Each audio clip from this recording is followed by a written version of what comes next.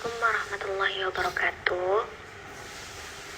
Kami dari kelompok 1 yang beranggotakan saya sendiri, Nurul Hikmah dengan NPM akhir 1727 dan teman saya, Akmal Prasetyo dengan NPM akhir 1732. Presentasi yang akan kami sampaikan yaitu materi ke-12 tentang kesehatan, keselamatan, dan keamanan kerja. Di sini ada pengertian istilah. Yang pertama, kesehatan. Kesehatan merujuk pada kondisi fisik yang berarti setiap organ atau bagian tubuh dapat bekerja dengan baik dan normal sebagaimana fungsinya. Lalu ada mental kesehatan. Mental merupakan kondisi di mana individu memiliki kesejahteraan yang tampak dari dirinya yang mampu menyadari potensinya sendiri, memiliki kemampuan untuk mengatasi tekanan hidup normal pada berbagai situasi dalam kehidupan, mampu bekerja secara produktif dan menghasilkan. Dan stabilitas emosi secara umum. Kestabilan emosi yaitu kemampuan seseorang beradaptasi dengan lingkungan sekitar. Misalnya, ketika dihadapkan pada permasalahan, kestabilan emosi tidak mengekspresikan emosinya secara berlebihan dan mampu mengendalikan diri. Yang kedua, keselamatan. Keselamatan merujuk pada perlindungan terhadap kesejahteraan fisik seseorang terhadap cedera yang terkait dengan pekerjaan. Yang ketiga, keamanan. Keamanan melindungi fasilitas pengusaha dan peralatan yang ada dari akses-akses yang tidak sah, serta untuk melindungi para karyawan ketika bekerja. Ketiga ini merupakan aspek penting dalam dunia kerja yang perlu diperhatikan oleh semua pihak, baik pekerja, pengusaha, maupun pemerintah. Selanjutnya, ada faktor penyebab kecelakaan kerja. Pertama, kecerobohan personal. Kecerobohan personal disebabkan karena dua hal, yaitu kecelakaan yang bergantung pada perilaku pekerja atau karena nasib sial. Kedua, lingkungan fisik kecelakaan kerja dapat terjadi di semua tipe lingkungan, misalnya di kantor, di tempat parkir, dan pabrik. Ketiga, kecenderungan terjadi kecelakaan. Kecelakaan ini biasanya disebabkan karena adanya orang-orang tertentu yang cenderung mengalami kecelakaan. Keempat, kehidupan kerja yang berkualitas rendah, seperti pekerjaan-pekerjaan dengan tingkat penugasan, keragaman, identitas, otonomi, dan umpan balik yang rendah. Selanjutnya ada kesehatan. Masalah-masalah yang sering muncul dalam kesehatan seperti kanker dan tempat kerja, stres, merokok, dan penyalahgunaan zat terlarang. Cara mengelola masalah-masalah tersebut dengan melakukan screening atau medical check-up rutin, program pendidikan, dan program kesadaran atau penyuluhan. Oke, saya akan melanjutkan materi selanjutnya. Di sini ada keselamatan. Merupakan kondisi di mana kesejahteraan fisik seseorang dilindungi. Hal ini mencakup pencegahan terhadap risiko cedera, penyakit akibat kerja, atau gangguan kesehatan lainnya yang mungkin timbul akibat aktivitas kerja.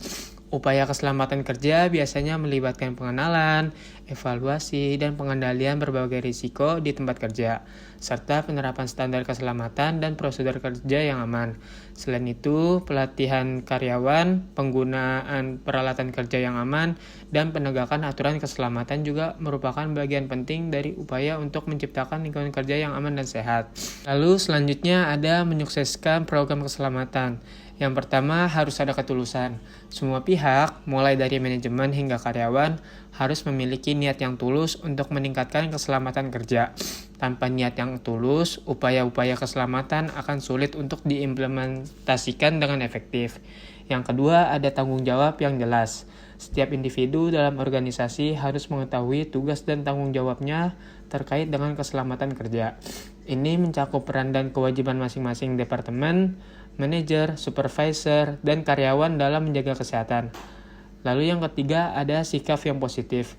Budaya keselamatan yang baik memerlukan sikap yang positif dari semua pihak. Hal ini mencakup penghargaan terhadap praktik keselamatan, komunikasi terbuka mengenai masalah keselamatan, dan dukungan kolektif untuk upaya keselamatan. Dan yang terakhir ada tanggung jawab penuh pada Departemen SDM. Departemen SDM memiliki peran krusial dalam memastikan bahwa semua karyawan mendapatkan pelatihan keselamatan yang memadai, pemantauan kondisi kerja, serta penilaian dan perbaikan berkelanjutan terhadap program keselamatan. SDM juga bertanggung jawab untuk mengembangkan kebijakan, prosedur, dan program pelatihan keselamatan. Lalu keamanan kerja. Bagaimana cara menurunkan tingkat kecelakaan kerja, meningkatkan praktik kerja yang aman, menurunkan ancaman kesehatan di tempat kerja. Contohnya yang pertama, ada penilaian risiko keselamatan dan kesehatan kerja atau K3. Lakukan audit keselamatan dan inspeksi rutin untuk mengidentifikasi potensi bahaya dan risiko di tempat kerja. Buat daftar prioritas berdasarkan risiko yang ditemukan dan tindakan yang harus diambil. Lalu selanjutnya ada pelatihan dan pendidikan. Sediakan pelatihan keselamatan dan kesehatan kerja kepada semua karyawan, termasuk prosedur kerja yang aman, penggunaan peralatan pelindung diri atau APD, dan tindakan darurat. Karyawan harus sadar akan bahaya potensial dan tahu cara mengatasinya. Lalu selanjutnya peralatan dan fasilitas yang aman. Pastikan semua peralatan dan mesin di tempat kerja dirawat dan diperiksa secara berkala. Sediakan fasilitas seperti ventilasi yang baik, penerangan yang memadai, dan tanda-tanda peringatan yang jelas. Lalu ada prosedur kerja yang jelas. Buat prosedur kerja standar atau PKS untuk tugas-tugas berpotensi berbahaya. Pastikan semua karyawan memahami dan mengikuti PKS tersebut. Lalu selanjutnya budaya keselamatan. Budayakan kesadaran keselamatan di antara karyawan dengan mempromosikan komunikasi terbuka mengenai isu-isu keselamatan dan memberikan penghargaan kepada mereka yang berkontribusi pada praktik kerja yang aman. Adakan rapat rutin untuk membahas isu-isu keselamatan dan kesehatan. Dan yang terakhir, peralatan pelindung diri atau APD. Pastikan karyawan memiliki dan menggunakan APD-nya yang sesuai untuk tugas-tugas mereka seperti helm, sepatu keselamatan, kacamata pelindung, dan lain-lain. Selanjutnya ada upaya pencegahan masalah keamanan kerja. Yang pertama ada audit keamanan, dimulai dengan survei terhadap area di sekitar perusahaan, termasuk pemeriksaan program bencana alam berupa banjir, kebakaran, dan lain-lain. Lalu ada akses yang terkontrol, dengan mengontrol akses yang menuju ke fasilitas fisik perusahaan. Sebagai contoh, banyaknya pembunuhan di tempat kerja terjadi ketika ada perampokan. Banyak perusahaan sudah melakukan program ini, seperti penggunaan akses elektronik atau sistem kunci kartu keycard, penggunaan lift atau tangga jalan untuk mencegah orang-orang yang tidak berhak memasuki area tertentu di dalam fasilitas perusahaan. Yang tidak kalah penting juga yaitu mengontrol akses ke sistem komputer. Lalu selanjutnya ada pemeriksaan dan seleksi karyawan. Aspek kunci dalam memberikan keamanan di tempat kerja adalah dengan memeriksa para pelamar kerja. Karena terdapat batasan legal seperti tes psikologi dan pemeriksaan referensi. Lalu yang terakhir ada petugas keamanan.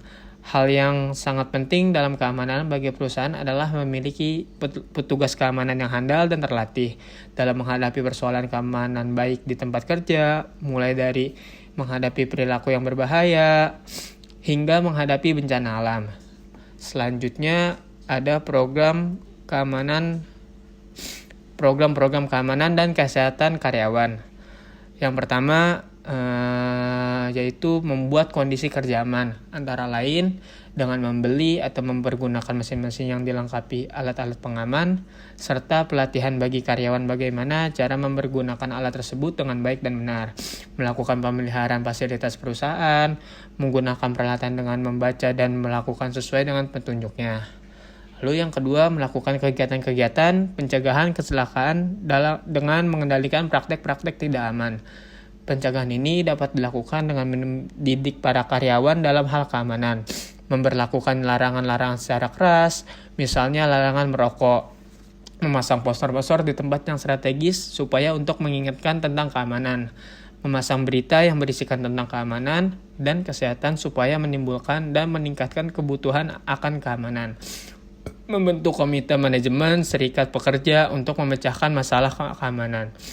Lalu yang terakhir, pencipta lingkungan kerja yang sehat untuk menjaga kesehatan pada karyawan dari gangguan penglihatan, pendengaran, kelelahan, dan sebagainya.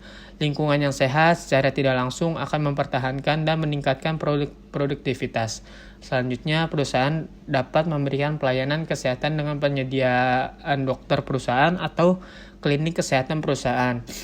Demikian presentasi dari kami. Kurang lebihnya mohon maaf. Wassalamualaikum warahmatullahi wabarakatuh.